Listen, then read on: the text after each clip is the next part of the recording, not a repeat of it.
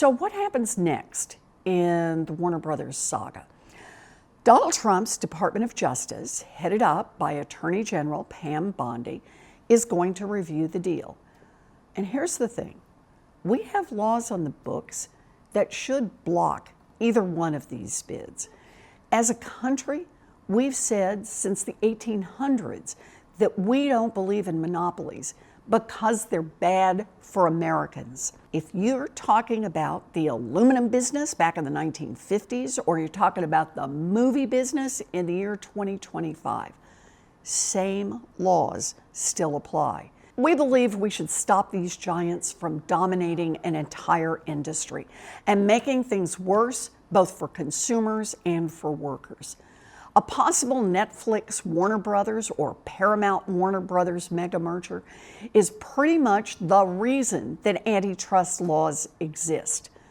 But under Donald Trump, the review process for mergers like these has become a cesspool of political favoritism and corruption. If you remember, earlier this year, Paramount settled this bogus lawsuit with Donald Trump for $16 million. Then Skydance reportedly made a shady, quote, side deal with Trump.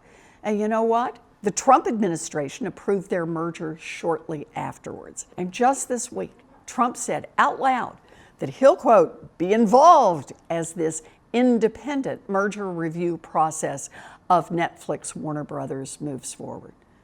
That's not normal. This is a law enforcement matter that should be evaluated based on the facts and the law and nothing more.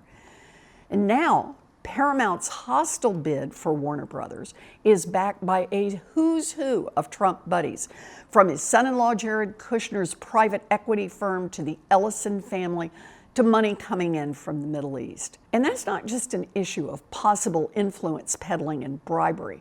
That also raises serious national security concerns. Why should Middle East sovereign wealth funds get a say in the future of CNN or in the movies produced in Hollywood? And if that name Ellison sounds familiar, it's because David Ellison is the CEO of Paramount Skydance, and he would be the CEO of Paramount Skydance Warner Brothers if their hostile bid wins out. Look, it's simple. One billionaire should not be able to buy up all of TV and decides who watches what and who pays what. And what's the play with Netflix? Well, we don't know yet. But what we do know is that the Justice Department has to enforce our nation's anti-monopoly laws fairly and transparently to protect consumers and workers, not use this Warner Brothers deal to invite influence peddling and bribery.